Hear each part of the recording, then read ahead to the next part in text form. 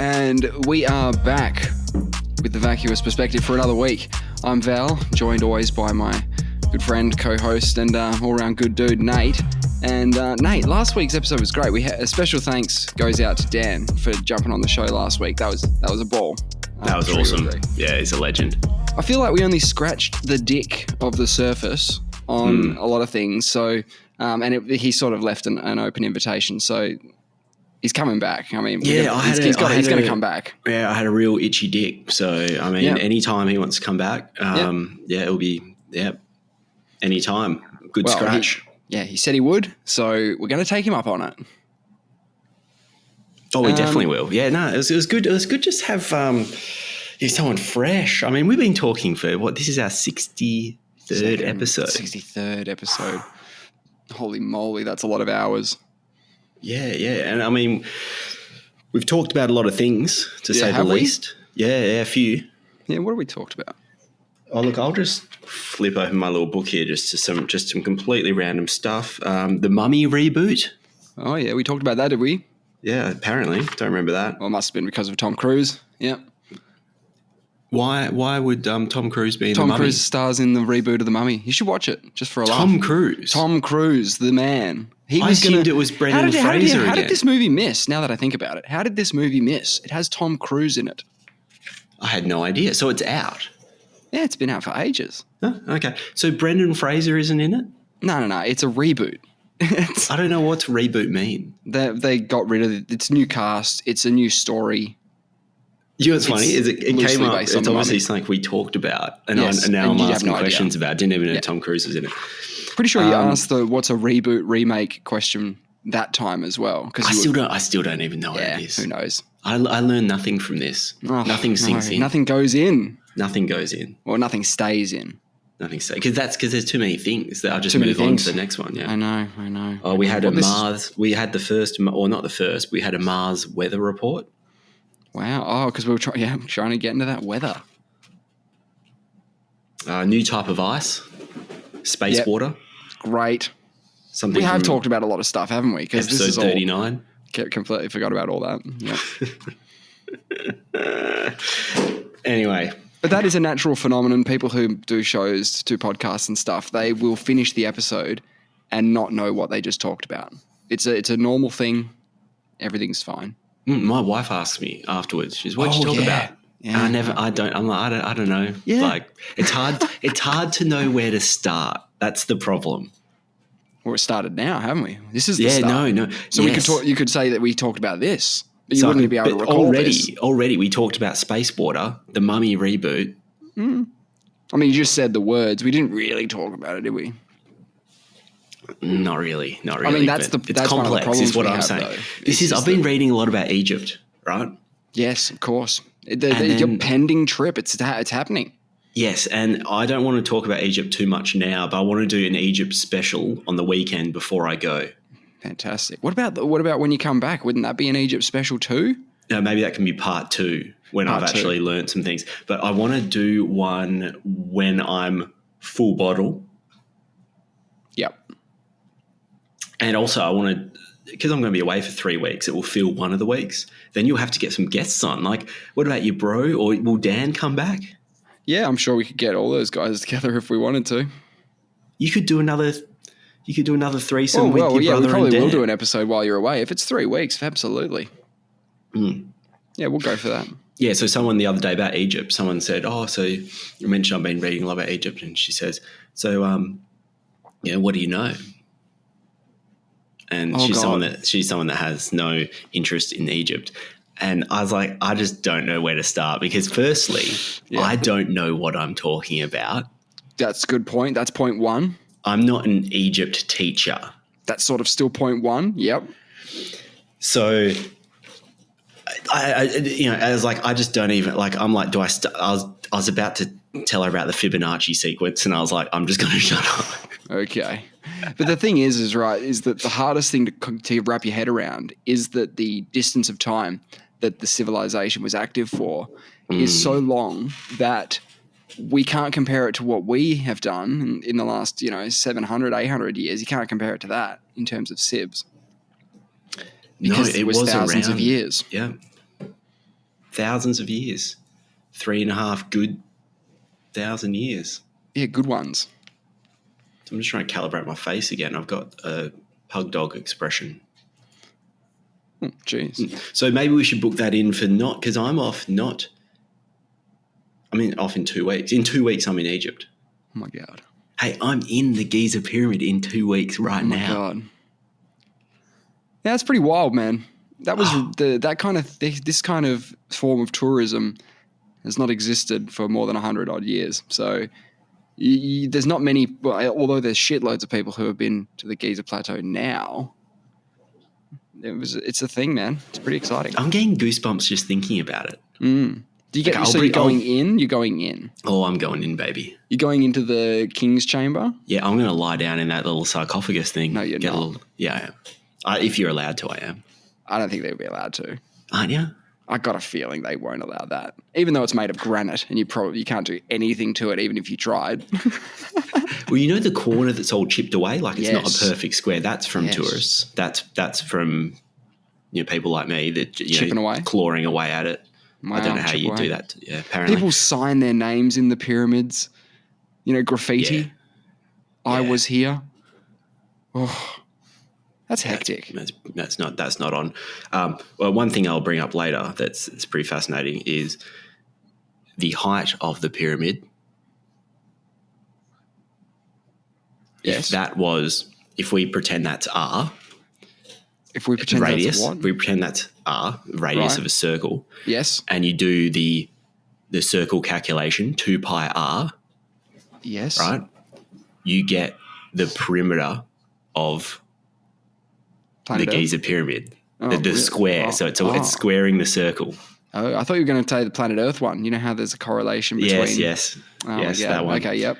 But that's pretty cool. So pi and phi, which is the golden ratio, the Fibonacci sequence, are coded into the pyramid. We'll get into that in the pyramid special. Yeah, love that. But it's pretty interesting that those things are these important numbers, shall I say, are present. Numbers. Is there anything they can't do? But there's a lot of important numbers. There's a lot of important things about it. Well, you think it's encoded knowledge? I think so. Well, at some point, there's at least I could point to 3 massive coincidences now that, the fact it's so well aligned to true north. Yes. That shows that's either a coincidence. It's possible that it's a coincidence. Yep. Which is fine. I can allow one coincidence. But then when you have the height being a pi relationship to the perimeter of the outside, that's like another coincidence, which is quite unlikely. Yeah. Isn't it just the shape though? What would you say to that? What do you mean? Well, the shape of the pyramid kind of dictates what the circumference is going to be.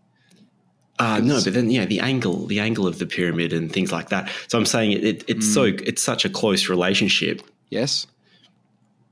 That it's just unlikely, and with the proportion. Let's because I don't even know how to explain this. This is the problem, right? You come across these things. Yes. You find them interesting. Yes. You can't explain it. You can't even start to explain Otherwise, it wouldn't be interesting. If it was just like, here, this equals this, you're like, oh, okay, well, fine. It's because we don't get it, even after reading it. Yeah, so I'm just excited because it's a real who's who, that Giza Pyramid of historical figures going there. Yeah, I think we talked about in one of the episodes, who knows? Can you imagine if, don't know if Jesus went there or not, but he would have loved it. Yeah, you got Jesus, Napoleon. Am I missing anyone? Oh, Herodotus, the father of history. He went there?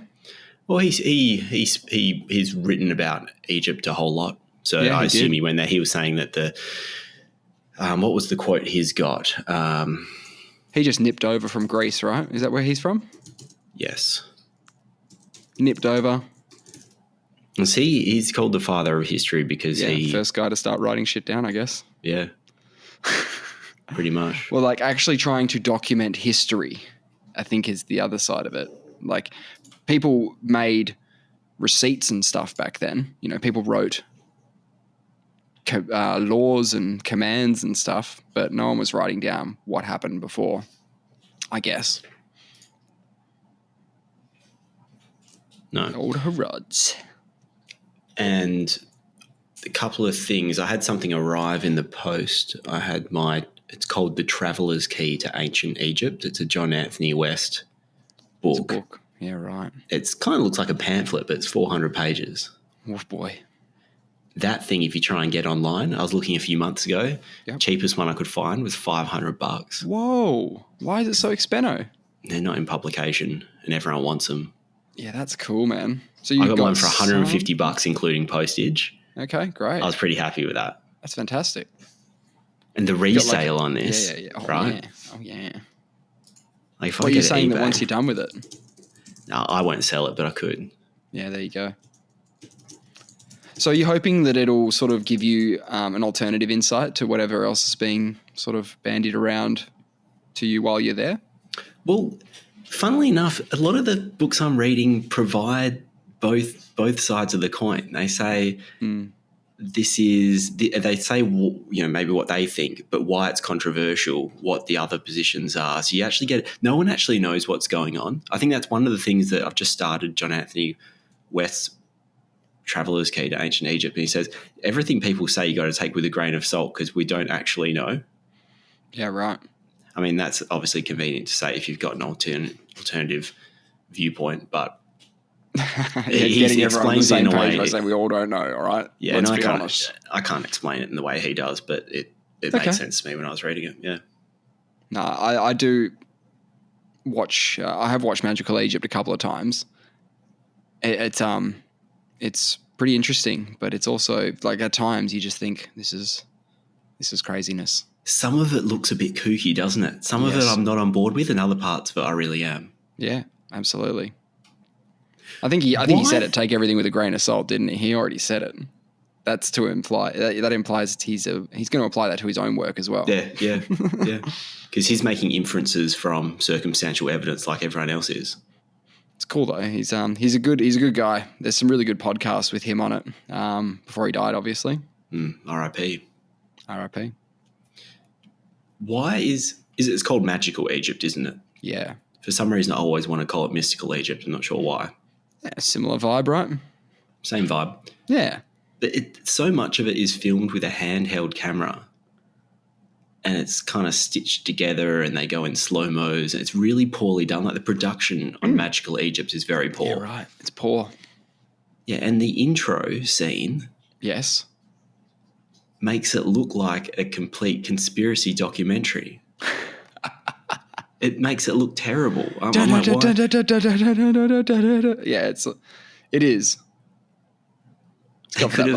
They could have made it far more palatable to it's not set up to be mainstream at all. You have to be a kook to even sort of. Would you sum it up by saying it's sort of Anthony West's attempt to explain like the sort of the philosophy of their notions of life and death? Is that sort of what you took from it?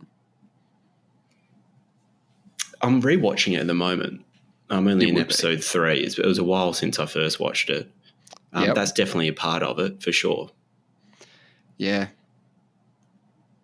I was thinking the other day how incredible it is for a species like humans, right, to come up with the concept of an afterlife. What would you base that on? You know, we base a lot of the things on things that, you know, nature and whatnot. How did we come up with that one? That's a really good one. The live forever vibe. It's quite innovative in a way, isn't it?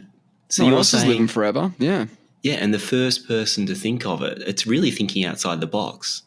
Very much outside the box. And it's such a pervasive concept now in a lot of religions and everything, despite being completely impossible to prove. I just thought it was very creative. I just think it's amazing to think of, oh, no, once you die, that's not it. Hey-oh. We got some more not life happening right here. Can't describe to you what it is, can't prove it, but it's going to happen. Yeah. You'll know. Well, that's what I find fascinating about the Egyptians' concept of the afterlife. And I don't want to go into it too much again because we'll cover it in the Egypt special. But let's say they knew pi because it was in the pyramid. Let's say they knew phi, that the golden ratio because it's encoded in the pyramid. Let's say they knew the polar radius of the Earth and the circumference of the Earth because arguably it's encoded in the pyramid. Let's say they know all these things. So it seems like they know a lot of things. They do know a lot of stuff. How do they know all that stuff? Is that what you're saying? No. The question is, if they know lots of stuff. Go on. And now they're making assertions about the afterlife, which is their whole premise. Right. Do they know anything about that? Right. If they know some things. Right. They might know some things. Yes. They might know some other things, shall I say. And furthermore, given that they've encoded this phi into the pyramid and circumference of the Earth, chuck that in there as well, would they also feel the need to encode this afterlife knowledge somehow, right? Because it's the same as the phi, it's just knowledge, right? Do they want to try and, incorporate it into their architecture or something to let us know, hey, we know that as well. This is another thing that we know. What did they know? Well, you've got that Book of the Dead in that pyramid, right, that they found kind of untouched, right? Yes, the pyramid text in the had a look, Una's found it. It's pyramid. good. It's got colour and stuff. Is that right? Yeah. All right, good. That's an example of a potential, hey, they're trying to tell you something. But I never liked that they're trying to tell you something thing. They were trying to tell each other. Yeah, they were just recording the religion of the day. Yeah. The belief system. And thousands of years. And it did change, but hey, you're going to learn a lot more. That's exciting. Yeah, it did change, but that one in the Unas pyramid is in the 5th dynasty, which is immediately after the 4th dynasty when the 3 Giza pyramids were built. So that is a time capsule recording, the differences between the 4th dynasty and the 5th. Yeah. Yes. So it's immediate. It's like the religion as practiced at the time of the Great Pyramids, the absolute pinnacle of, you could even say human achievement. Because when they were in their original form, they would have looked like futuristic structures. Mm-hmm. When they had the full polished limestone casings gleaming in the sun with the capstone almost on translucent, top. I've heard it described at the top. Yeah. Yep. It would have looked incredible. It would be the most.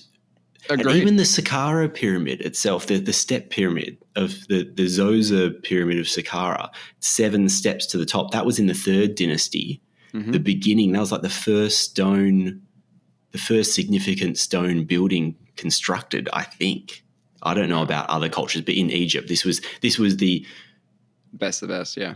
The best at the time, and then they went to the more the classic pyramid structure rather than the step pyramids. They don't know why they did away with the Zoser step pyramid. Type one. But that has a lot of. I'm going to that one as well. That's got a lot of underground chambers and passageways, like very extensive. Yeah. Imagine that whole complex. Is it dug out of the bedrock? Constructed. I actually don't know if that one's. It's interesting though because if it's. They can probably prove when the tunnels were dug, but it could have been after the fact. They can't prove when the tunnels are dug. They can't. They can prove when. They can date things that have been left in the tunnels, so when people may have used them, last used. Yep, but that doesn't tell you anything about construction. No. And then one thing I'm looking forward to as well, again, we'll cover in the Egypt episode, is looking at the Valley Temple, which is next to the Sphinx. I think it's also called the Temple of the Sphinx. The Valley Temple has very different construction to it's a lot lower, and it uses massive big blocks. So the potential implication is it's an old temple site. Well, built on top of, I didn't realize what was going on here. They don't know when those massive big blocks were put in there. But the big point is, if you look at there's clearly two periods of construction, because immediately next to those massive granite blocks that have framing the wall of it are limestone blocks that have been incredibly weathered. So at some point there was an outer casing of whatever, it was a temple. There was limestone blocks that got incredibly weathered, and then the granite blocks went in next to them. And so John Anthony West's point is that there's clearly two periods of construction, and he thinks that the granite blocks actually go back far further themselves. That. So he's taking it one step further. He's like, yeah, well, there's clearly two periods of construction, and on top of that, the second period is probably even way older than you even think the first one is anyway. Right. Yes, I love that. And it's not uncommon for things to get built on top of things either. No. Incorporating it, whatever. And that's the case at another one. I think it's called the Red Pyramid that I'm also going to. That's a good-looking one. That's a good-looking one as well. That's pretty big. There's a huge, I don't know, what do you want to call it, like a pit or room chamber that is lined with, it's created from sort of rocks that aren't incredibly well put together, but they've all been weathered. Meanwhile, there's this huge pyramid built on top of them. So they're saying, when did the rocks get weathered? Right. So what their point is that it was previously a sacred site that had some chambers or something, some infrastructure there. How else could you explain it? Yeah, I guess How else can you explain? When was there water in the temple? Yeah, exactly. The pyramid. Anyway. Egypt special. Egypt special, yeah. No, that'll be fun. So I finished Mandalorian.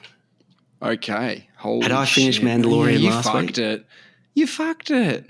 Why? So what? Okay, yeah. Explain to me this then, right? How many seasons of The Mandalorian are we up to? What is it up to? There's three. There's three. Right, so at the end of season 2, what happens? That's where we were at. But you know, what happens at the very end of the episode? The very end of the episode. This is when I finally had context about when this whole thing was taking place. Okay, because fair enough. I had no idea. You asked me, and I was like, I can't remember what I even said. I had no idea. I think I said before episode 1. But anyway, Skywalker turned up. It's after Return of the Jedi. Yeah. Skywalker turned. So all these big dark robot kind of creatures. What do you call them? What do they call them? Dark. Dark troopers. Dark troopers. Yes. Yeah, they look so menacing. Yeah. Yes, absolute beast. And even one of them gives Mando a real run for his money. Yes. So you think a few of them, they're fucked. Absolutely fucked. They look like they're indestructible, incredible. They're stuck inside the hull of the main command position of the ship, and these dark troopers are banging on the door. Mm-hmm. It's only a matter of time until all the good guys are gonna cop it. Skywalker turns up in an X-wing. Oh, yep. And we don't know it's Skywalker. He's just like some kind of hooded bandit. Yep. Yeah, it starts just absolutely gets out the lightsaber. Yep. All of a sudden, they look incompetent. The dark troopers can't do anything. Yeah, no, he's fucking them up. Doesn't he even crumple one, or am I thinking of something else? Yeah, he uses the force. Force crumple them? Force crumple them like a can, like a Coke can. That was amazing. Pretty aggressive move for a Jedi. It's a pretty aggressive move. That's a good point. I haven't seen that one before. Well, it is in his darker days. By Return of the Jedi, Luke Skywalker's wearing all black. He's no longer the farm boy anymore. He's seen some shit. He watched his dad die. He's had a whole bunch of stuff happen. So maybe he's a bit, delving into other parts of the Force. Maybe he's a bit of a grey Jedi these days. I don't fucking know. Anyway, yeah, go on. What's a grey Jedi? So you got good Jedis, light side of the Force guys, like your Obi-Wan Kenobis and your Yodas and your Mace Windows, right? And you got your dark side users. They're your Darth Vaders, Darth Sidious, all these bad guys. And then you got grey Jedis. They're sort of in the middle, right? That's your Qui-Gon Jinns. That's your Rey Skywalkers. That's pretty much the only grey Jedis I'm aware of, I'm pretty sure. But they kind of have this idea of, oh, no, you kind of got to use both a little bit, just a little bit. Dabble in the dark arts. So maybe just, you can still do all your nice Jedi stuff, but you just force crumple a guy every now and then, just... That does seem like the dark side of the Force because it reminds me of Vader. Yeah, he grabs people by the throats. Yeah. Mm. So he gives them a couple of those. Anyway, it looks amazing, but all of a sudden they're just useless. And finally, Mando has achieved his mission of delivering Grogu, the child, to Mark Hamill, to his people, to the Jedi. Yep. Hey, so wait, what? How old's Mark Hamill? What, in the show? Yeah. He's just finished Return of the Jedi. Like the show starts pretty much when that movie ends, more or less. Yeah, but isn't he an old man? Nah. He's not. Okay, think peak Jedi, peak Luke. That's peak Luke. You're looking at peak Luke. I thought that he should look older than that, but no, it's just after Return of the Jedi. Like the real actor. No, but they deep faked the shit out of him. Yeah. That's why I assumed he was on set. He did record voice lines, but they wouldn't have used his face or body much at all. Okay, so it's just an AI job. It's an actor who looks a lot like him, not a lot like him, who then they deep faked. Yeah, that's how that was the technology they used in Mandalorian. Yep, and there's a story behind that. But you fucked it. And just before we get into season 3, I hear Disney plans to do a Sith story. I think that's happening. Yeah, it's like called The Acolyte or something, I think. Oh, is it? The Acolyte. What's that a reference to? It'll be set well before any of the events of the movies. Well before. How good's it going to be to have a Star Wars story from the villain side? Yeah, it's great. I mean, the first... A New Hope had something like 8 minutes of Darth Vader time in the whole movie, in A New Hope. And people loved him. People loved Darth Vader. They loved the bad guy, right? So in Empire, he's in a hell of a lot. His role is expanded upon a lot in Empire because they're like, man, give the people what they want. Return of the Jedi, even more so. He has dialogue with Luke. He has his chats and stuff. It's their big moments they have. It's what made Star Wars is Darth Vader being on the screen, you know? I'm your father, shit. You know what I'm saying? Yeah, that breathing stuff, yeah. Yeah, it's all fucking awesome. So, yeah, I think they're trying to do that a bit. But nah. It's also because he's so mysterious, because he's part bionic, you start to get these hints that, how much of him is human. Yeah, well, Obi-Wan says it pretty early that he's more machine now than man. I think he says that in Empire, maybe, as a Force ghost. What a character Darth Vader is. So good. So good. And then episode 1, he goes, let's tell Anakin's story from when he was a child. I'm like, fuck, I'm all in. I'll see what's going on. But even though, I was a kid at the time, but even though you know how it's going to end, like it's like, hey, I'm little Anakin. And you're like, you're a fucking murderer, right? None of that happens. You know it's happening, but you don't care. Then but it did make episode 3 a pretty rough watch because you just know, so at the end of episode 2, everything's great. So I guess episode 3 is all just going to be him getting fucked up. But do you think that because it's from the villain side, we're going to start to sympathise with them, even start barracking for them in some way? I think they'll go away to, the main character you'll have to empathise with, otherwise the show's going to fail. Yeah. But they can do that all sorts of ways. It's going to be like get a bit of grit. Yeah, I don't mind it. It'll be like is there a musical of Star Wars? Star Wars has no musical, does it? It could have happened in the past, perhaps, but if that shit was on Broadway, I'd go see it. Jeez, it would look pretty cool, I reckon, if you did the lightsabers well and everything. Oh, I don't know if they can actually do a live lightsaber. They can. Okay. They can. Oh, yeah. I mean, you're talking about musical theatre, presumably. So, yeah, they can definitely do a lightsaber. Because it just got me thinking, Wicked, yep, when they do it from the witch's point of view. Yes. It's so intriguing and compelling. It's a great story. And they have to go because at the beginning of that process, you're struck with this, how am I going to make this character that's universally hated. How are we going to turn that around? You got to make him a victim of circumstance where you can understand why they've done something. So you see that they're a rational human being. Yeah, you can know why they did what they did, sure. Or you can pull a Terminator 1, Terminator 2 on them and just go, he was the bad guy in the first one. He's the good guy now. I can deal with it. And that was one of the best ones ever. Oh, wasn't it? Season 3, I've got a couple of notes here that I was taking about Mandalorian. You know how I keep saying you fucked it? Yeah. There's an episode in the Book of Boba Fett, right? Yeah. The series that you're meant to watch before season 3. Really? Why's that? Yeah, because it's... Okay, spoiler warning. The Book of Boba Fett is like an 8-episode series. But nestled in there, about episode 7, is an episode called Return of the Mandalorian. And it is an episode where you do not even see Boba Fett once in it. It's a full episode of The Mandalorian. Awesome. No, it's not awesome because this is what I meant. At the end of season 2, Grogu gets handed off to Luke. Right? Yeah, this is why I don't understand. Takes the helmet off. See you, little buddy, right? See you guys, mission accomplished. I guess I'll never see you again, I guess. Bye. Right? Tears down my eyes, right? Season 3. How does it back together again? They're back together again. What the fuck still happened? Has Grogu. As soon as it happened, I was like, and they don't even explain it. He's just cruising around. No, they didn't Grogu. explain it, did they? Yeah. That's because it was in that episode of Book of Boba Fett. Oh, I was so confused by that. That was one of my questions. I was like, after all this stuff, it's imperative to get him to the Jedi. Yeah. Gets him to the Jedi.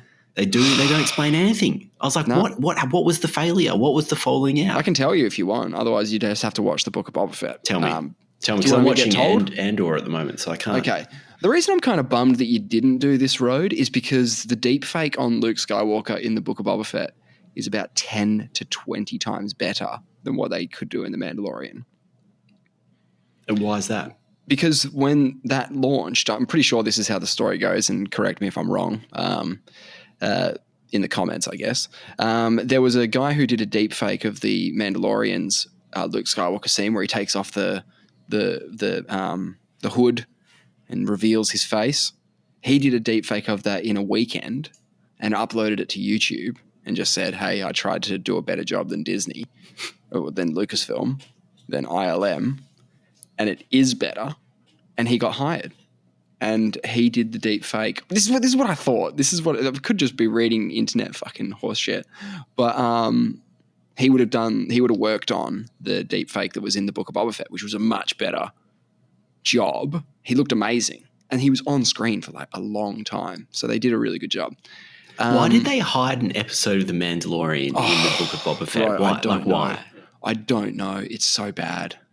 Season 4 needs to come with a warning that just says, have you watched the Book of Boba Fett yet? Maybe it's like an Easter egg or something. Nah, it's horseshit is what it is. But in that episode, Mando wants to give Grogu a present. Wants to give him a little gift. All right, so he goes to the armorer and he gets her to make up a little mithril shirt. I'm calling it mithril because that's what it looks like. It looks like the shirt from Lord of the Rings that Frodo wears. It's little chainmail made of Beskar, right? Tiny little Grogu-sized chainmail, right? Wraps it up in a little fucking, like a rag or something, or like a cloth, and he's off to go deliver it to Grogu. And meets Ahsoka there, and Ahsoka's like, you can't talk to him. He's in a Jedi training mode now. Like, he has to focus on his shit. Like, if he sees you, he's going to want to go with you because he loves you. Yeah. And you're going to ruin everything. So just don't do it, right? And he goes, I just wanted to give him a prezi. So she goes, I'll give it to him for you. Don't worry about it. So Ahsoka, do you know who Ahsoka is? No. She popped up in The Mandalorian. She's the white lightsaber chick. Yeah, okay. With the long sort of things, alien braids. Yeah, okay. I thought she'd be back. She's one of the characters that didn't return that I was very surprised not to see again in the Book of Boba Fett. Yeah, Mandalorian episode. She's back. And she's got her own show coming out in about a week. So that's coming up. And they're going crazy with these rights, aren't they, Disney? Well, I think their end game is to, well, that's a pun now that I think about it. Well, not a pun, but it's a very good joke.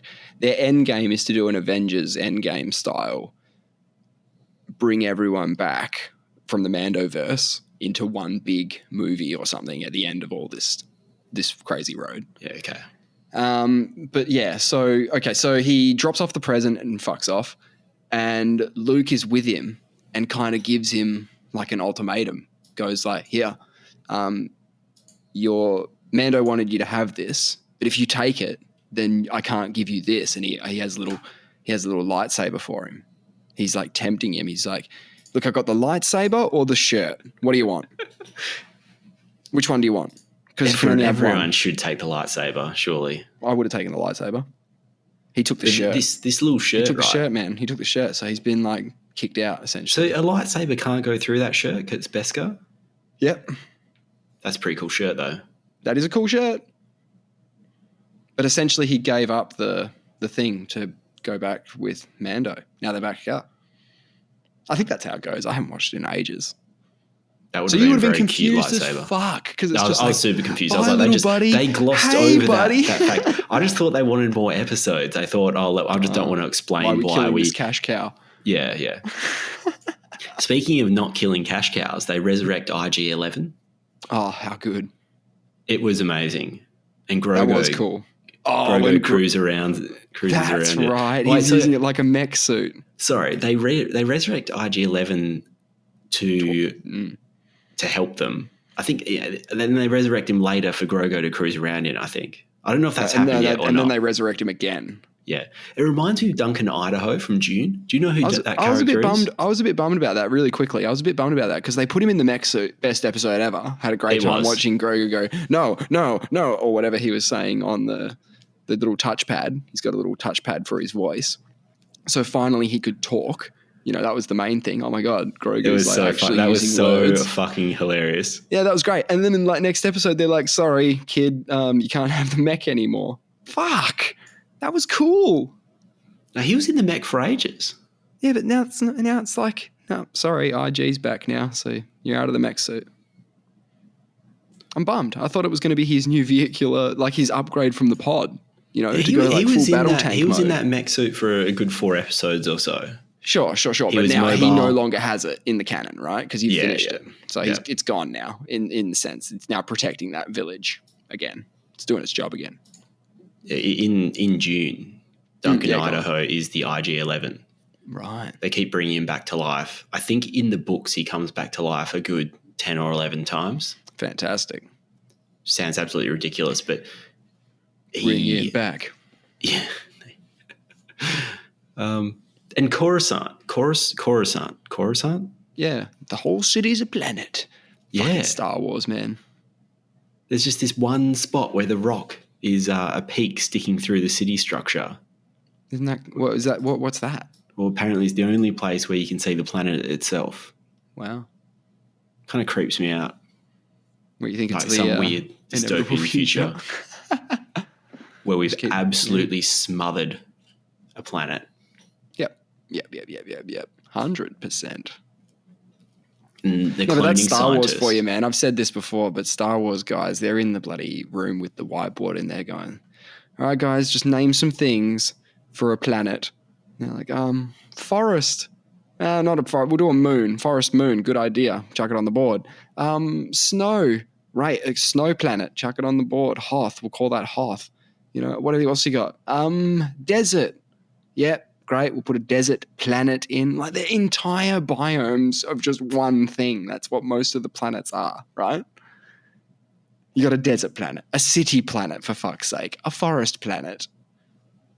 Naboo's the only normal looking one. It's got a bit of everything. It's got a bit of water. It's got some forest. But it's just funny, man. They're just the entire planet has to be one thing. Yeah. Like the city planet's the funniest one of them all. The Coruscant one, that's the classic. The entire planet is a city. Yeah. One big homogenous planet. Yeah, what a Then there was this weird episode with Jack Black, Lizzo. Yeah, that was a weird and Christopher Lloyd. That was a weird Back to the Future guy. Yeah, that was a weird episode about what bars being owned by droids who were organising revolutions or something. I don't know what was going on. Something like that. They were drinking some special oil or some shit. I don't know what the fuck was going on. That was a weird episode. Doc was importing. He was somehow behind it. I think some of the droids were like not conforming. It was a bit weird. And they had a bit of a catastrophe on their hands if it popped off. They'd have a bit of a catastrophe on their hands. But I didn't love that episode. Yep. Yeah, that was a bit weird. But then, so I finished it. It was great. Yep. Enjoyed it. Yep. And the whole reason that I watched it was so I had context for what a 10 out of 10 was. Mm-hmm. So I can go into Andor and watch a 10.5 out of 10. Yeah, man. How good? It looks sick so far. I've watched 2 episodes, very dark. Do you know when it's set? No. Have you seen Rogue One? Yes. Yeah. Same bloke from Rogue One, so it's before Rogue One.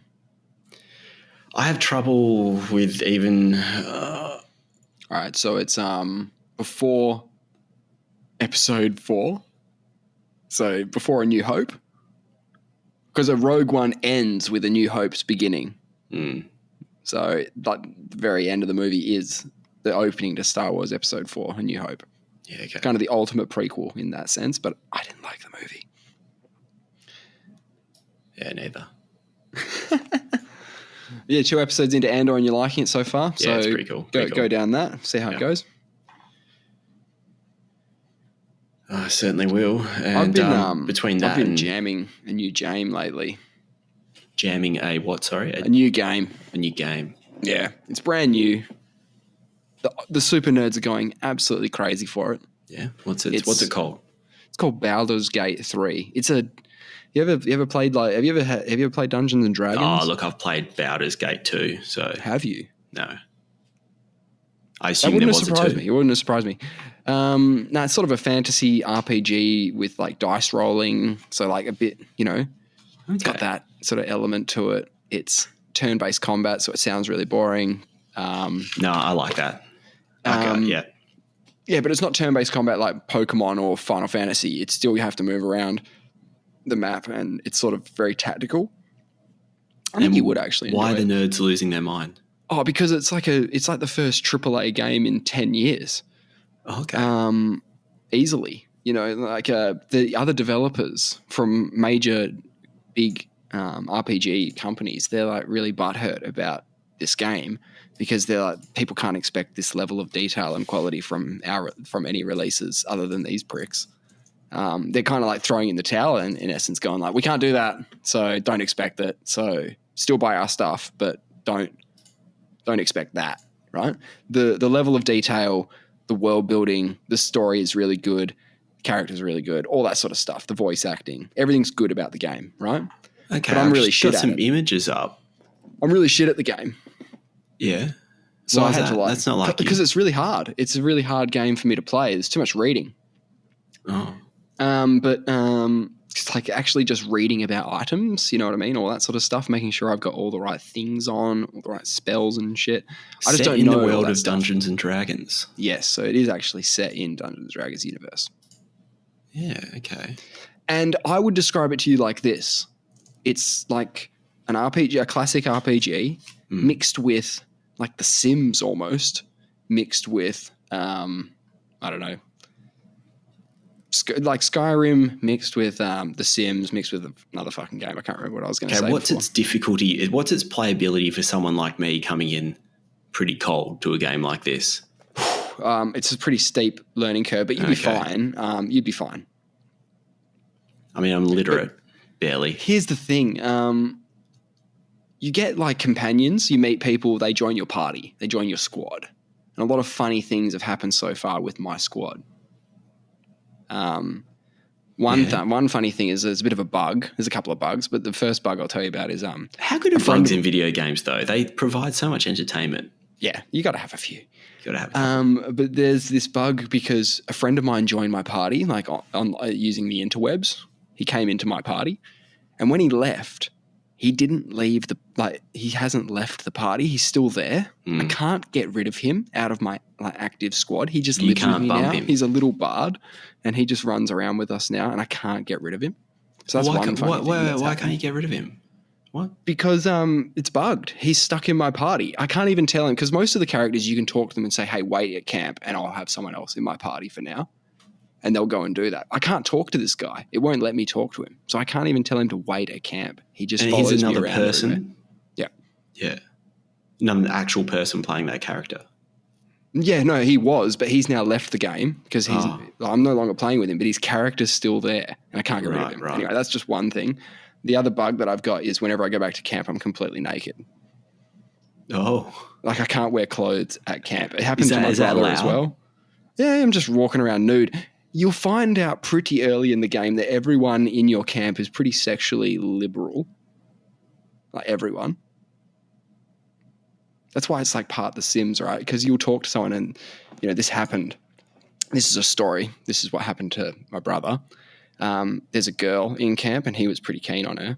Everyone at camp is offering it to him on this particular night. But he goes up to... Why is he so desirable? It's just, there must have been something in the water. Because the game's kind of going, oh, who do you want to bang? Like the game's kind of asking you the question, like, oh, you can bang any of these companions you've got. You've got like a vampire guy. You've got like a druid guy. You've got, this gorgeous lady. And then you've got this sort of orc-looking lady. And then you've got, So it's almost like his character's just reached sexual maturity and everyone's throwing themselves at him. Yeah, that's what it seems like on that particular night. And so how do you choose? Well, you just go up to them and start chatting to them, right? Yeah. And it gives you dialogue options, right? So maybe there'll be 4 options or 5 options. No dialogue. What do you mean? Oh, just go purely on physical. Right, just go in and go for the... Go on the just look. lean in. Yeah, just lean in. Don't want to... Right. I don't think that's one of the options initially. I think that's pretty... It's a bit rapey. But no, so he goes up to the lady and says, sort of, what are you doing later kind of thing? And she goes, I don't know, you, I guess, if you want. I think that's sort of like how, it wasn't exactly that, but that's kind of like how it was going. Straight to the chase, yeah. And he goes, great, well, I guess I'll meet you later. And she goes, yeah, when everyone's asleep, come meet me at the overlook, looking over camp and, we'll do the bizzo or whatever. Okay. So he goes up there. After everyone goes to sleep, he goes up there and there's a few options. I mean, she's got a glass, ready for you. So the options are like, I don't know, get drunk and bang. Hey, and then the next one will be like something else. And the third one was just drink it in one gulp. Oh. And we were all voting. We were all going, yeah, drink it in one gulp. Do it. Yeah. Go for it. Because we're watching his stream. Yeah, chug. And so he drinks it in one gulp and she goes, geez, all right, I should have brought a whole bottle or something or a keg or whatever. And she pours another drink and she goes, what should we drink to? And it's like to victory, to us, to the expedition or whatever, right? And the third option was to friendship. And we all jokingly went, oh, to friendship. Yeah, toast to friendship. He clicks on it and just immediately kills the vibe. It's hilarious. Did I tell this story last week? No. It's like a choose your own adventure. Yeah. Yeah, he absolutely killed the vibe, and I don't think they ended up banging or anything that night. I think she got kind of put off by that. She was like, he friend-zoned her. Yeah, he friend-zoned her, exactly. So I didn't make that mistake when I had my opportunity. Okay. I knew what not to click when I came across the same situation. Did you drink the whole thing in one go? Nah, I think I said something. I did very different things to what my brother did. But when the opportunity was like, go for it, have a kiss her. Right? I'm naked, by the way. You remember, because I'm at camp, so I'm always naked. Yeah, she would like that. Yeah. Yeah. So I'm just walking around stark naked all the time, and did the kiss. Didn't bang her. Didn't get the opportunity, or I don't think it. Yeah, no, it's not meant to happen that early. I don't think it just felt like it's not meant to happen. I don't think there was any other dialogue options I could have picked. Oh, is there a chance in the future though? Yeah. Oh, yeah. No, it's we're together. We're a thing. Oh, okay. Like I talked to her the next day, and she said that, she's keen. So take her out another date. But the orc lady, she's all about like dominating. So she's scary. She'll be very forceful about asking you and stuff. And there's another bloke in my party who is always just trying to put it on with me, right? And I've told him multiple times, look, I'm not keen. Even though, like, who cares? Like, I What's he should just want to bang do? him. What? What's he want to do? He wants to have sex with me. Yeah, so what's he say? How's He he says, being like, forceful? oh, I've got other special talents. Like, he's doing this all flirty stuff with me. And then one day he's like, oh, don't you want to know how magical I am? Like, let me show you how magical I am. And I'm like, all right, yeah, let's do a spell together. So I do a spell with him. And he's just straight up trying to, like, love spell me, man. Like, he's the way I love was doing it. And potioning you, I was, yeah. like, moving towards him, like, against my will and stuff. And then he went for the kiss. And I was like, bro, like, I've told you, like, I'm not. And he's like, nah, it's fine. Don't worry about it. Not a peep from me ever again. And then he's still flirting with me occasionally. Yeah, don't accept a drink from him. He'll definitely roofie it. But why does he want to be with you? Is he trying to sort of harvest your organs or something? What's he? The game wants to give an opportunity for everyone to have sex with everyone, I think. Oh, okay. But another funny story, and I won't talk too much more about Baldur's, but another funny story is I was woken up in the middle of the night by a vampire on top of me, and he's in my crew. He's one of my friends. He's one of my companions, right? Okay. And he's like, hey, man, sorry, I just need blood, right? Yeah, he's a vampire. Yeah, vampire and all that. And I was like, fine, you can have a suck, right? All right. And he's like, and I said, but don't suck me off too much. Yeah, no. How much blood do you reckon a vampire needs? He said, like 250 mils? Yeah, I don't know how much it is, but I trusted him. He said, don't worry, I won't overdo it. I promise. Right? I said, okay, I trust you. Right? You're my companion. You wouldn't hurt me. Right? He needs to keep you living as well, because if he kills you, you can't come back to the well. Boy. Yeah, he's blood boy. Yeah, you don't want to do that. No. So the options came up where it's like, all right, I've had enough. Let him keep going. Push him off, attack him. There's all sorts of options that you can do, right? Of course, yeah. And I just said, no, let him keep going, right? He's fine. He knows what he's doing. He's a professional, right? Mm. And then the option came up again, like, do you want to let him keep sucking? And I was like, yeah, that's fine. Like, he knows what he's doing. Are you sure he can control himself when he's in this ravenous state? It could be like a shark attack, like they get a taste for blood and... Sure. But no, he told me he wouldn't. Okay. So I just clicked it again, and I died. He killed me. Mate, so what'd you learn from that? Oh, man, you can't trust him. A vampire. Yeah, you can't trust him. I would have had half a mind to just walk over to him in the morning, because I'm dead, by the way, so I couldn't do that, and just kill him on the spot for that. Look, that's very poor form. He broke the trust. Very poor form. You have a willing participant giving you blood, and you're going to suck him off one time and ruin the whole thing. Idiot. So he could have approached you on a weekly basis and said, like, give us just a little bit, give us a taste, Yeah, no, I've made it pretty clear that it won't. Well, I'm dead at this point, so I've made it. Yeah. Anyway, spoiler warning, right? I get one of my other companions, not him, to give me a scroll of. They revived me with a scroll. I had to use a scroll, okay, and I came back. So of course I've just woken up in the morning dead and then been resurrected. And I walk over to him, and he's, hey, how are you? I didn't expect to. How are you feeling? Dog. I'm like, bro, you fucking killed me. Like, straight up. I'm really annoyed.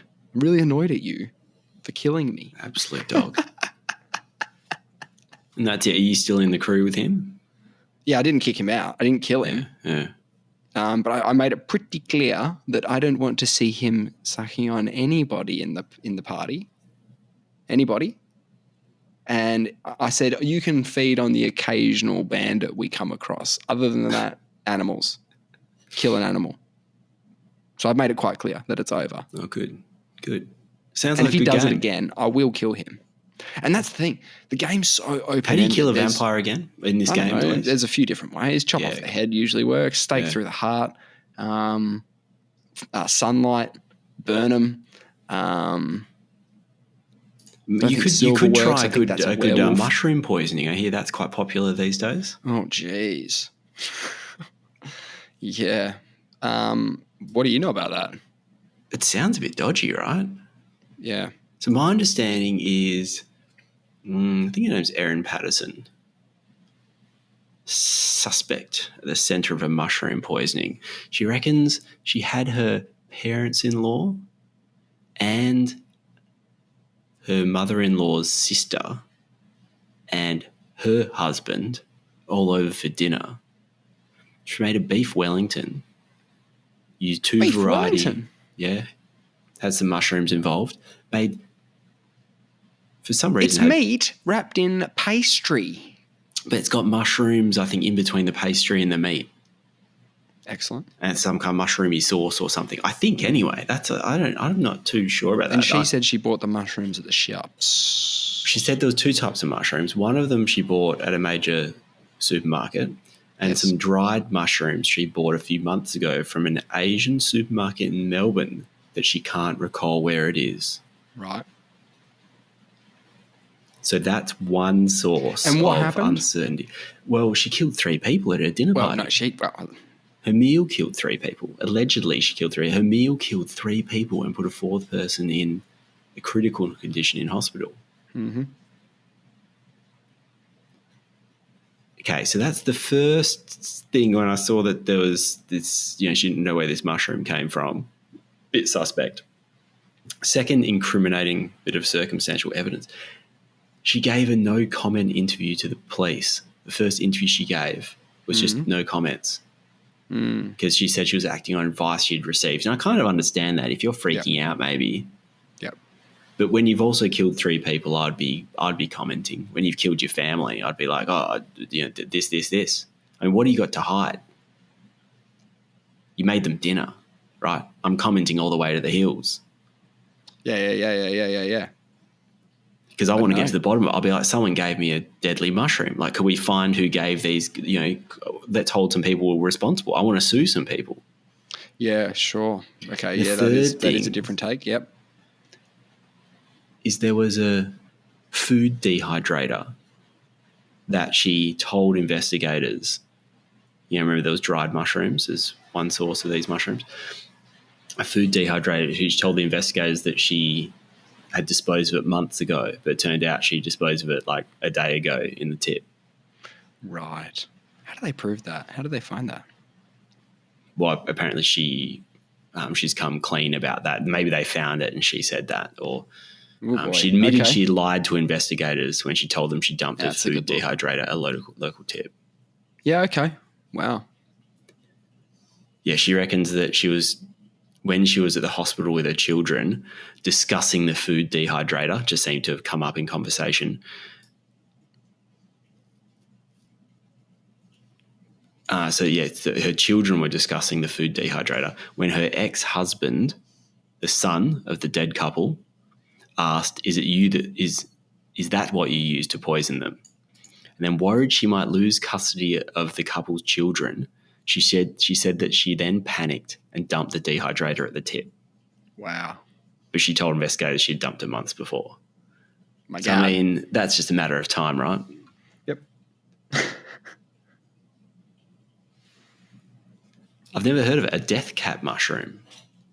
I've heard of it in like Morrowind. What's Morrowind? It's a video game, Elder Scrolls. I've also heard of it in League of Legends. That's what I was thinking. Rabadon's death cap. Yeah.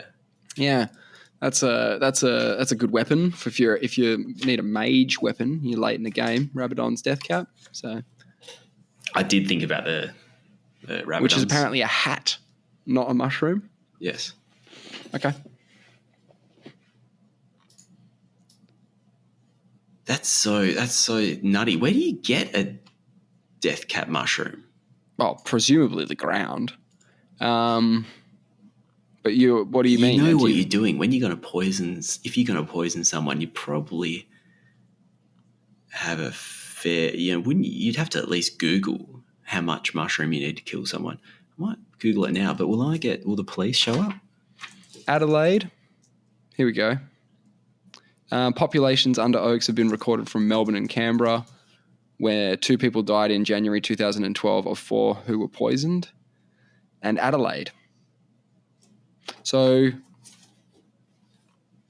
they're just mushrooms, right? They just look like little white mushrooms.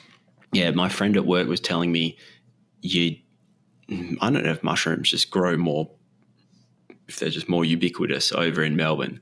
But he grew So it's up more in weather related, right? rural, yeah. And I think the soil's apparently more fertile over there. But anyway, there's mushrooms here as well. He says he knows that if mushrooms have a dark underbelly, then they're fine. If they've got a light underbelly, you don't eat them. Wow. As a general okay. Is that a good? That's not medical advice. That is not medical advice. That is not mushroom edibility advice. But as soon as you say that, you're having a look at the death cap now on the Wikipedia, and there it is. It's all white underneath. So, case in point.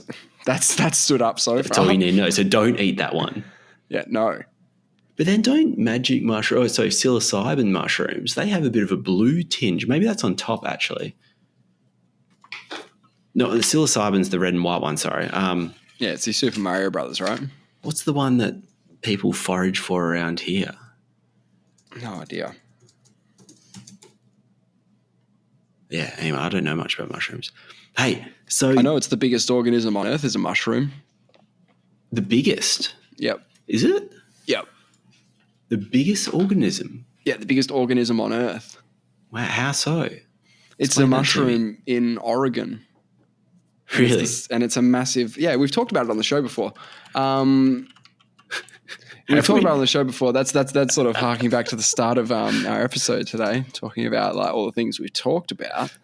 But the largest organism on Earth is a fungus, and that fungus is located in Oregon, Oregon's Blue Mountains, and it occupies 965 hectares. This humongous fungus would encompass 1,665 football fields or nearly 4 square miles, 10 square kilometers of turf. Wow. That's how big this thing is. Okay. Because I remember there was that one massive seaweed off WA's coast. Right. Because they thought... they were talking about that as one of the world's largest organisms. I think that's the world's biggest plant. Oh, there you go. Yeah, fungi has this, gets called an organism just like that. Boom. Yeah, so the world's largest living plant has been identified in the shallow waters off the coast of Western Australia. It's a sprawling seagrass. Yep.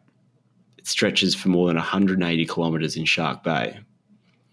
And it only got discovered to be one organism when they were doing genetic testing of different species of seagrass. And they kept finding it to be the same thing. And they're like, holy moly, this is actually one organism.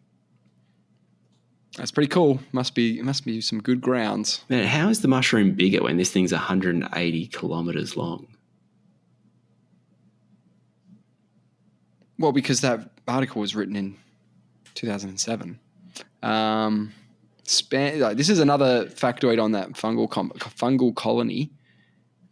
Spanning 8.9 squared kilometres of area. The organism is estimated to be 2,400 years old. What? Yeah. That is so crazy. Actually, it came up in Magical Egypt. I saw a stat that I had to Google. It was this thing called the Permian Triassic Extinction Event. The guy said that in one day, which was the Permian Triassic Extinction Event, he says 96% of species went extinct in one day. And I was like, I need to check that out. It sounds like it was slightly overstated on Wikipedia. What, John Anthony West said that? No, some other dude he had on. Okay. It's colloquially known as the Great Dying. It was. This is from Wikipedia. It's 251 million years ago. It's Earth's most severe extinction event. They're not sure what caused it exactly. I mean, I was thinking asteroid, but there's other reasons to think it might not have been that. It's extinction of 57% of biological families. You know, it goes family, genus, or genera, species in the chain.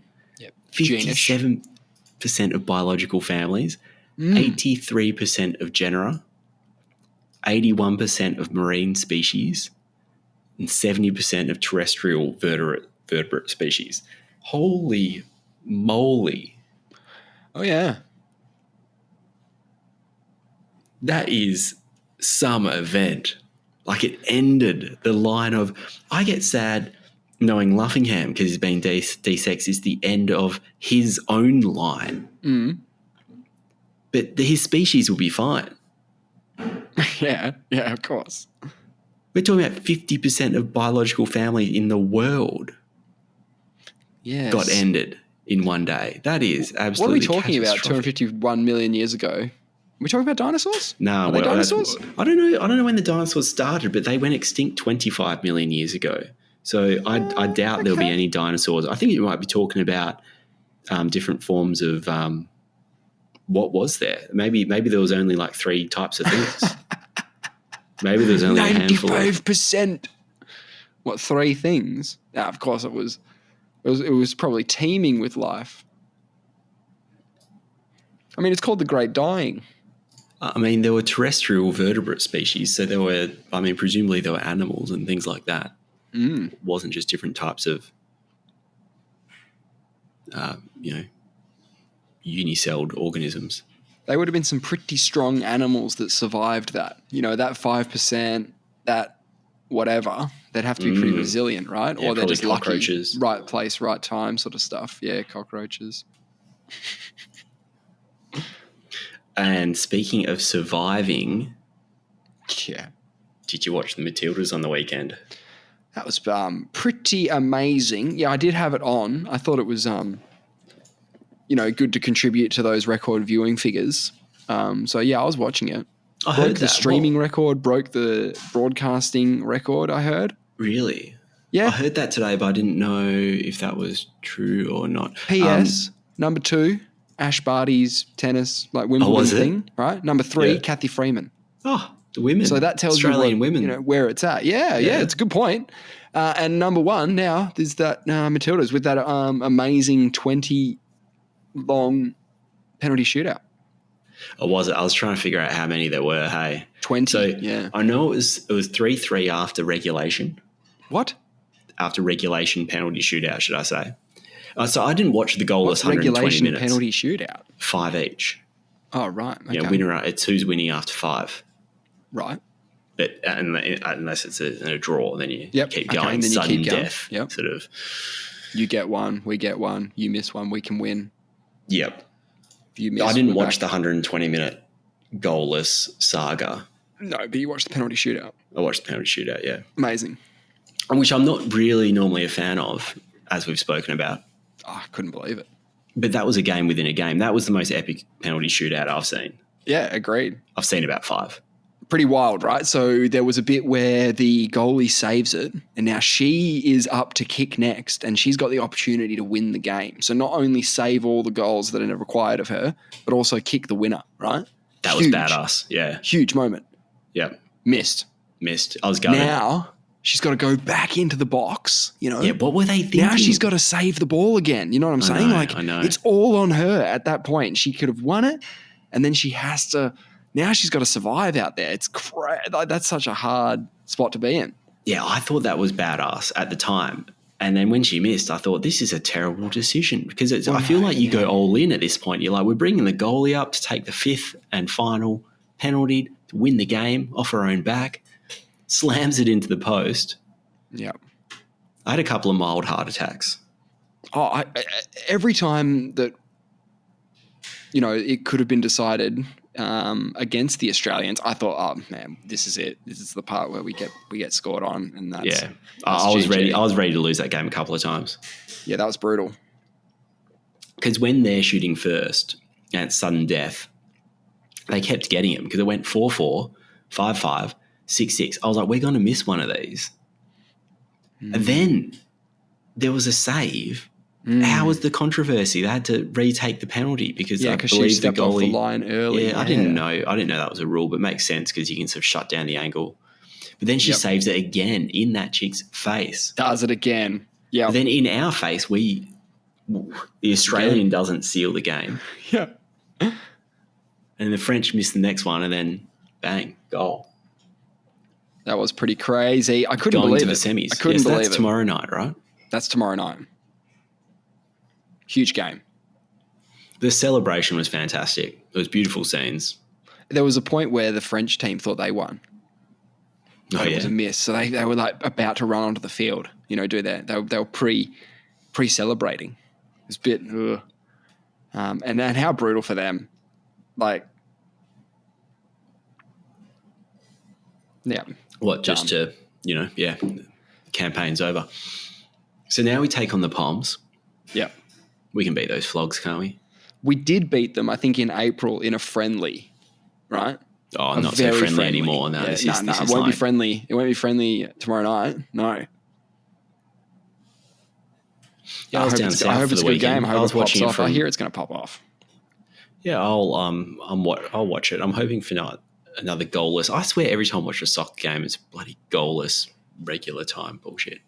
No, I bet of the few games that I've watched, mainly the Matildas exclusively, I've been impressed. I've been impressed with the game. Yeah, I've watched bits as well. Not a soccer connoisseur, but I think I like the look of the play. Yeah, no, it's good, and pretty excited about it. What a crazy win, man! That's just, that's crazy. I think they're supposed to be half decent. So I mean, first time.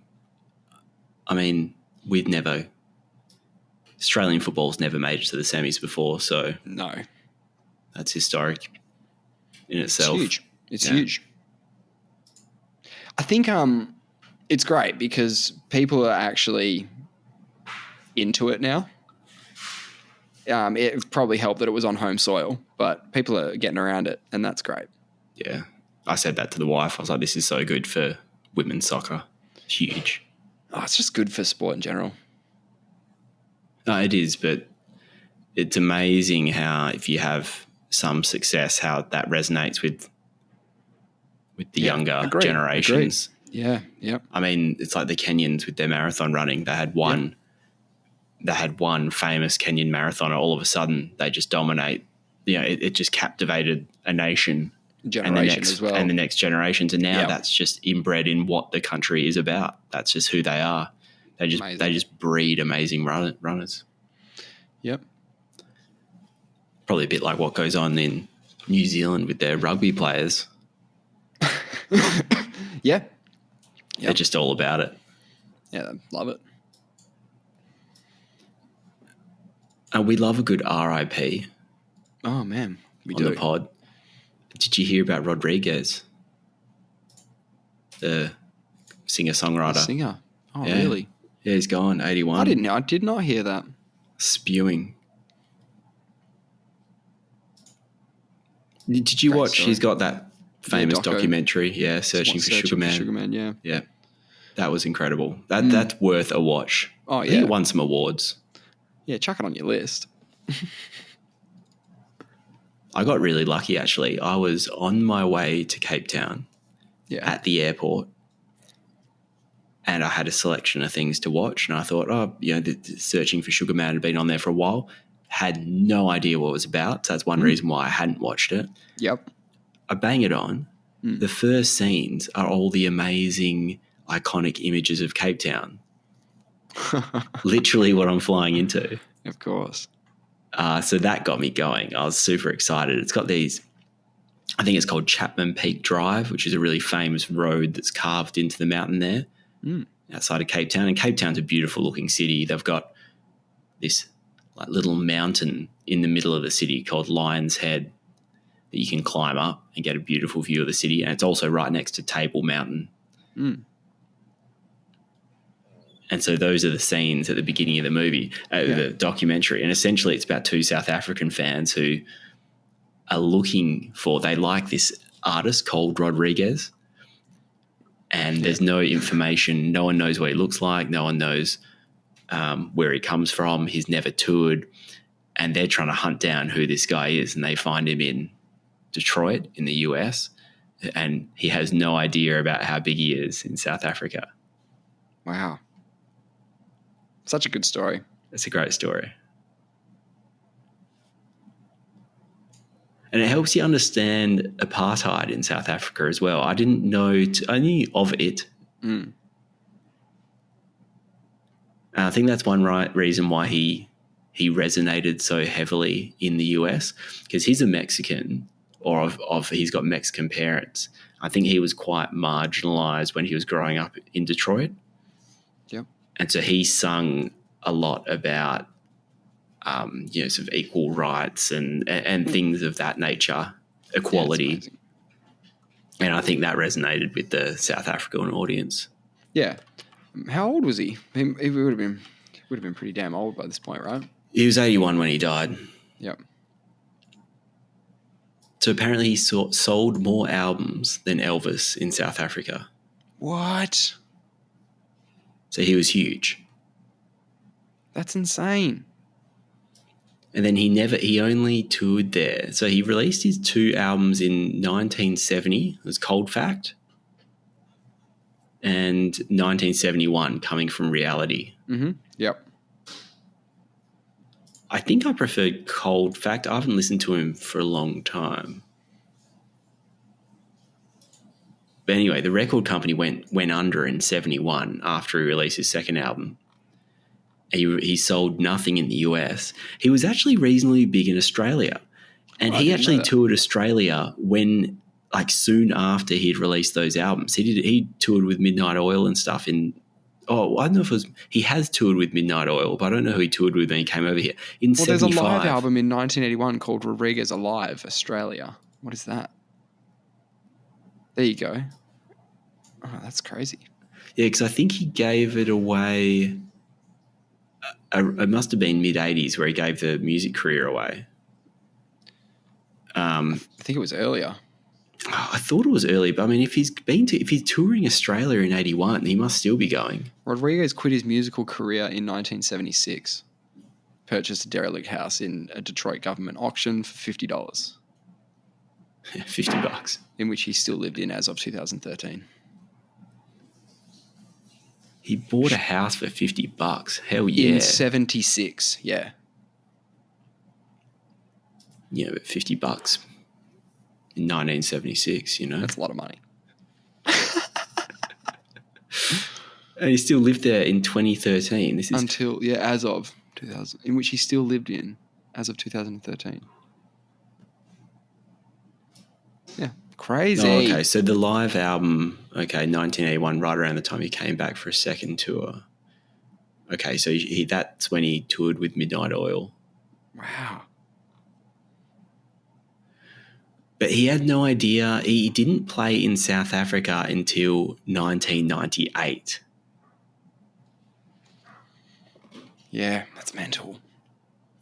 It's weird because it's not like he didn't know that he was being listened to somewhere.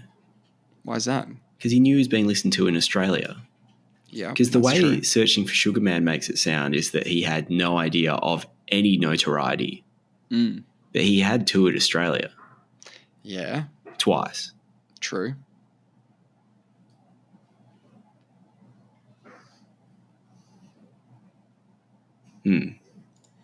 At His Best is a compilation album by American singer-songwriter Rodriguez. It was originally released exclusively in Australia by the Australian record label Blue Goose Music in 1977.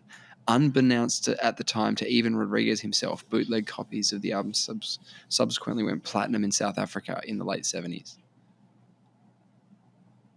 Of the album. Well, he definitely lived in obscurity for most of his music career. Bootleg copies of this best of went platinum in South Africa. That's so sick. I need to watch it again. Yeah. Because I think a lot of his stuff this is maybe another reason why he was so popular, in that it was taboo. It had been banned. A lot of his songs and albums been banned by the government because they were destabilizing to the order. Don't like that. Which is bullshit. That's so bullshit. Can't handle a guy singing about equality. Have to ban it. It's too dangerous. Too dangerous, those concepts. Freedom, liberty. Quality. I hate that.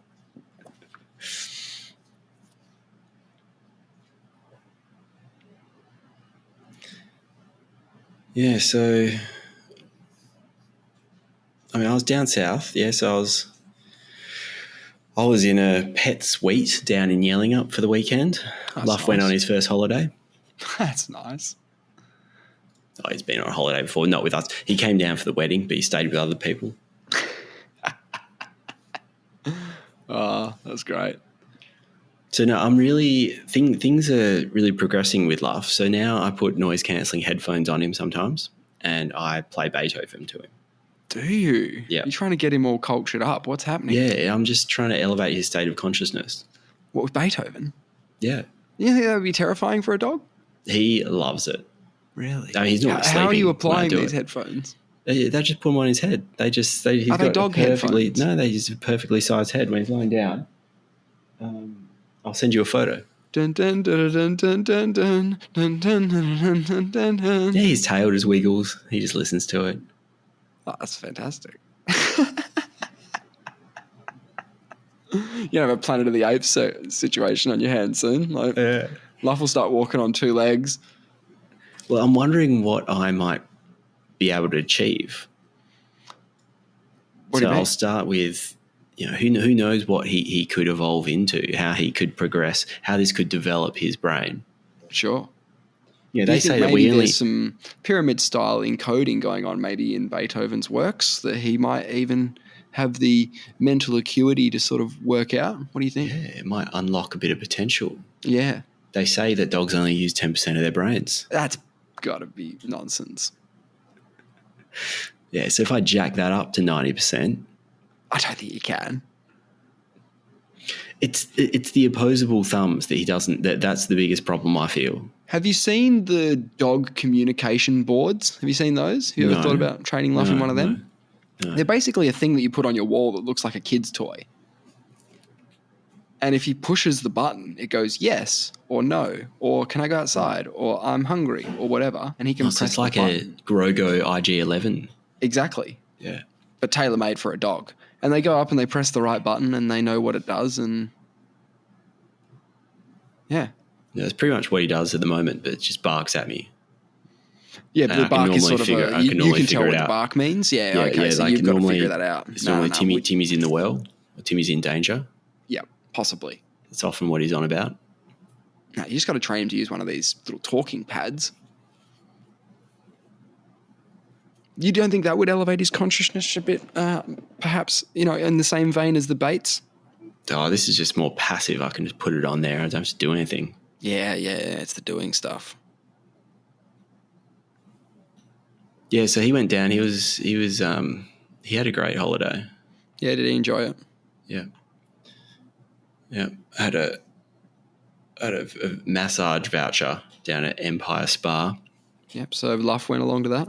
No, he didn't actually. We dropped him at a friend's house.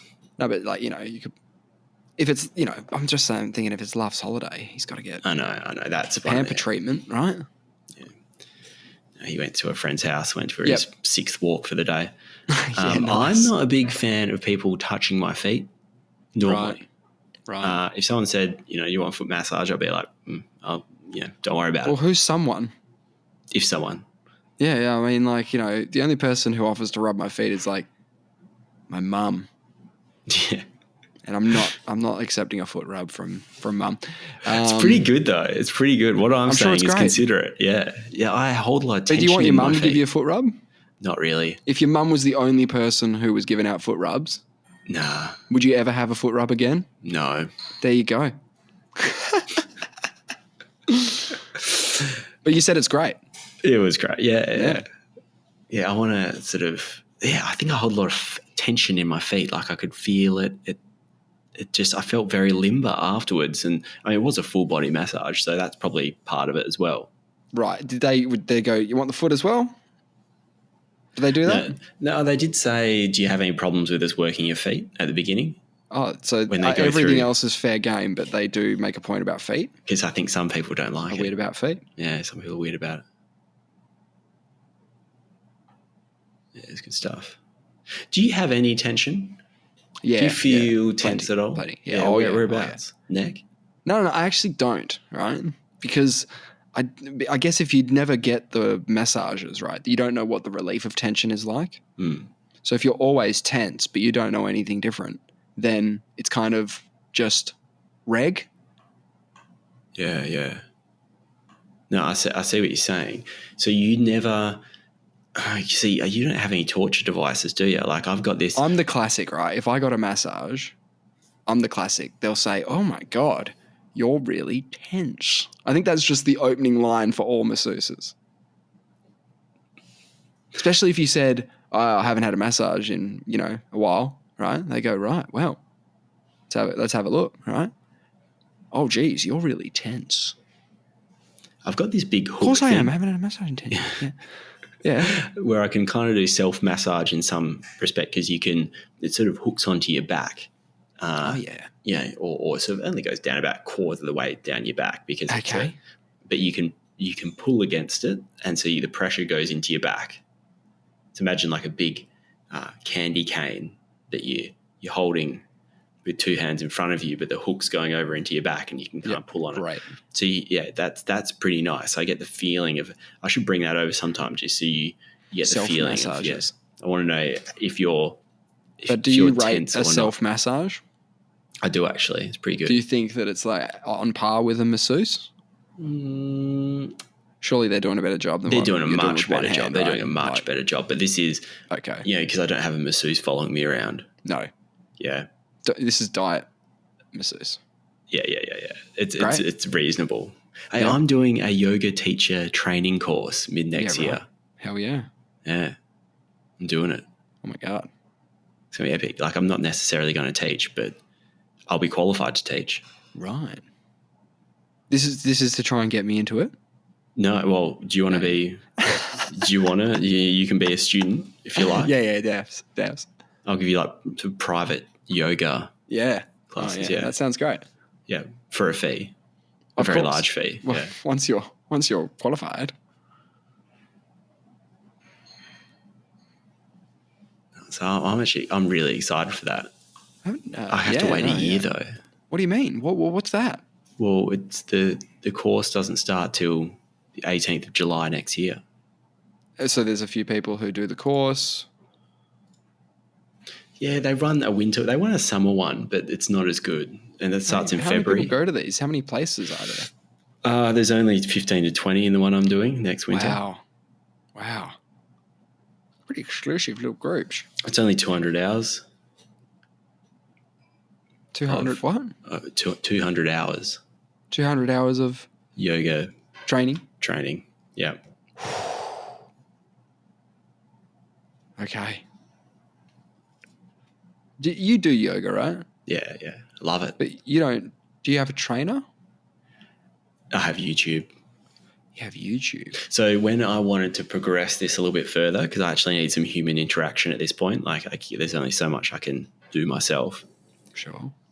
A friend of ours, Elk's wife, says, I know the guy, and put me in touch with this guy down at Yoga Lab in Fremantle, because she's done the course before. She is a yoga teacher. Oh, she's not. Well, she could teach yoga. Again, she's done the course. She has a day job. And she was like, you'll love it.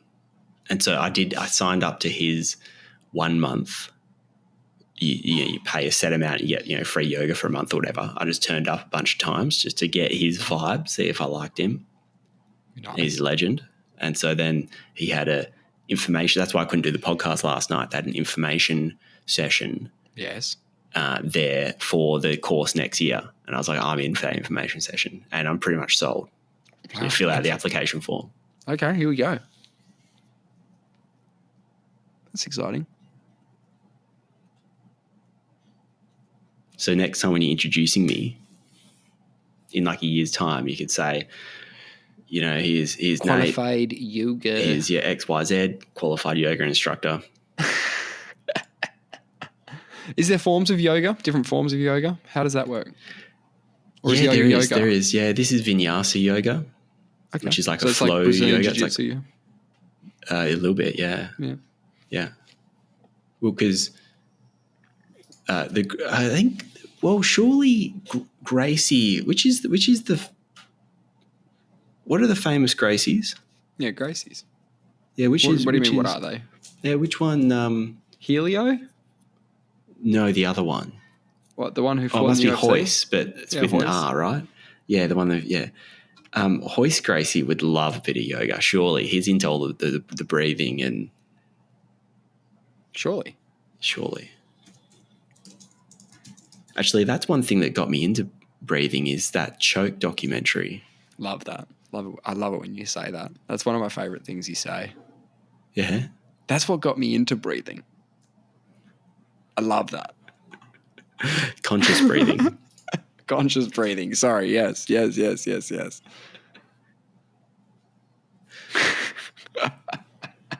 No, I'm yogaing every night, mate. Oh my God. I'm doing half an hour a night. I can't stop. I think I'm You addicted to it. You used to pick up a new thing. If you liked it, you kept it after the month. Yeah, yoga's one of those things. Yeah. Yeah, that's one of the things you've kept. Yeah, and breathing. I kept breathing. Doing that? What, different things? Yeah. Have you, or did you get enough out of that experiment to be like, I've actually filled up this pretty well now? Well, the podcast would be something I did that I've integrated and keep going with it. Yeah, that's true. What have I done lately? The morning routine that I was telling you about, something that's pretty fresh, where I have the salt and the apple cider vinegar. How's that going? Yeah, it's going great. Do you feel better than like a couple of weeks ago or something? I don't know. I feel more hydrated. It's just good to have some water in the morning. That is smart. It's a good way to start the day. Okay, salt and apple cider vinegar in water. Health. Let's have it. I don't want to put health benefits because I don't want to skew it. Ah, sure. Okay, health benefit. First thing is personal trainersct.com. Health benefits of apple cider vinegar. Okay, the combination of Himalayan pink salt. I don't use Himalayan pink salt. I use a different one. For fuck's sake. Okay, wait. I've clicked on the link. Where was this coming from? Hold on. Where's this health benefits thing? Use the ingredients, some of the health benefits. If you're a fan of fasting or intermittent fasting, then this drink can help you get through the mornings without... I've done some intermittent fasting. I did that for a while. That's pretty good. If you're dieting, Himalayan pink salt can help you feel more satisfied with smaller meals by increasing your insulin sensitivity.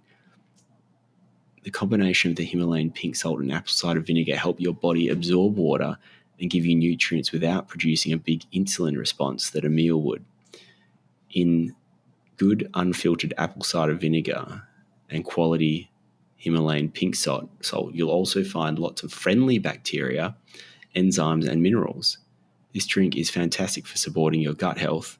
Aside from the taste, there are no downsides to our Himalayan pink salt cocktail. There are no downsides. I love that. It's beautiful. We're almost out of time. You got any late confessions? Last week was an absolute banger. No, what did I say last week? You ate the cat food. Oh yeah. That was great. No, nothing this week. If I have any confessions, I'll let you know. Save them for the... No, that was fun. That should be a good thing. We should do confessions at the end. Very end. At the very end, we should say something. Yep. Because then if we go too far, we can always cut them. And just like most of our end of episode stuff, when we say we'll do that again, we rarely do. So that's good too. Yeah. That'll help. Now I'll call for last minute confessions. And one thing I want to do is buy a mushroom kit. Speaking of mushrooms, I don't want to kill anyone. I just want to grow some mushrooms. Yeah. Death caps. Yeah, right. That's all we got time for. Hit us up on the email, vacuousperspective@mail.com. Nate? I'll send you an email. It's been a pleasure. Cheers, man.